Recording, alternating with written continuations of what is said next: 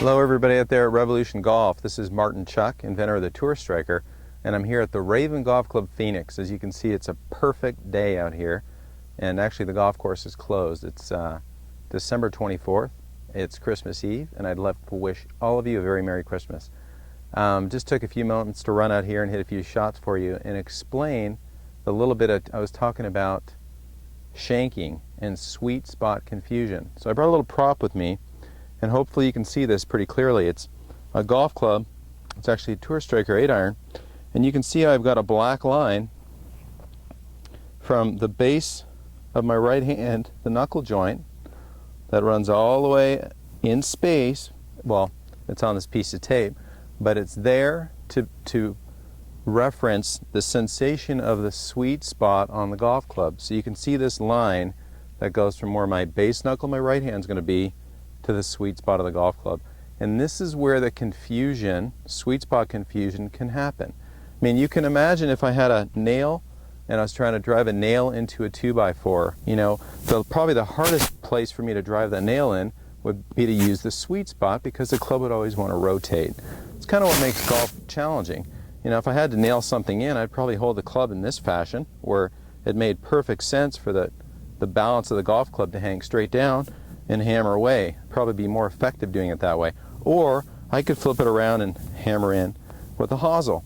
See, the golf club can trick you. It's got a variety of feels to it as it rotates, and it can provide confusion, and thus, you know, you can find you're hitting some shanks.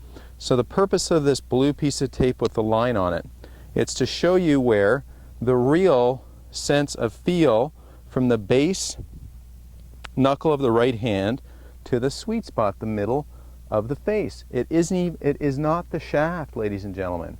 It's an imaginary line from the base knuckle to the sweet spot, and we have to be aware of that line and not the hosel. So I know I confused a lot of you when I had my assistant Dean, and I had Dean and I held the sweet spot and I made him rotate this to the golf ball. That was confusing for a lot of people, but I want you to realize that the shaft and the heel can be confusing as we rotate this golf club.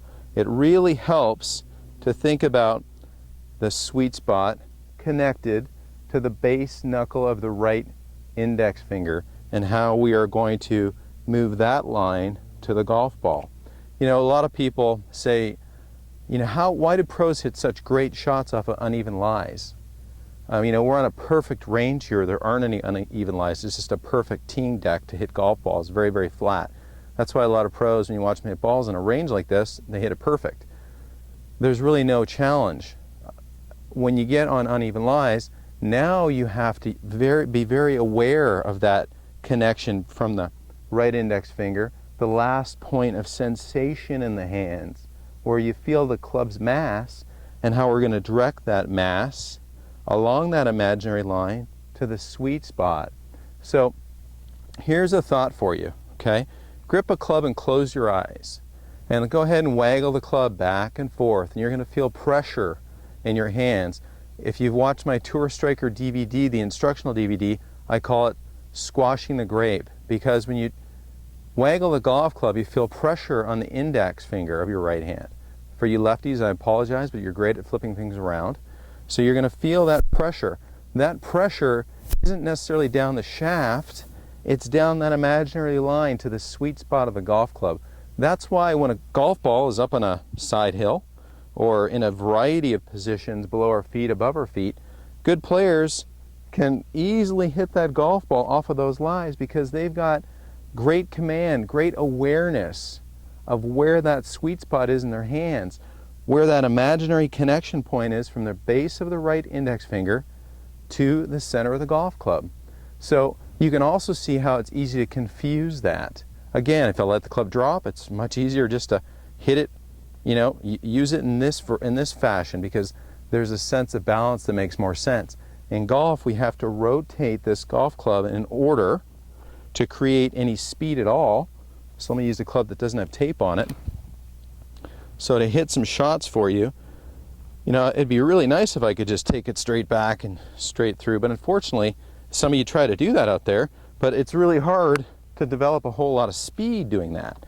Now I hit a little shot and it looks like, you know, Saturday morning at Country Club America when somebody's just trying to hit it straight but they don't hit it for much distance. Now when I waggle, I'm feeling the club loading into my hands. There's that sweet spot awareness, and I want to take that sweet spot to the golf club and hit a nice little shot. So this is a mystical thing. Shanking is a mysterious affliction that people get. Hopefully this video helps a little. I know it's a tough thing to explain, so forgive me for maybe not doing it perfectly, but maybe you'll understand that there is a sweet spot line right here, and it's in space. It's not the shaft. So you have to learn how to get that sweet spot to rotate onto the golf ball. So that's my little tip for you. I hope that helps. Merry Christmas.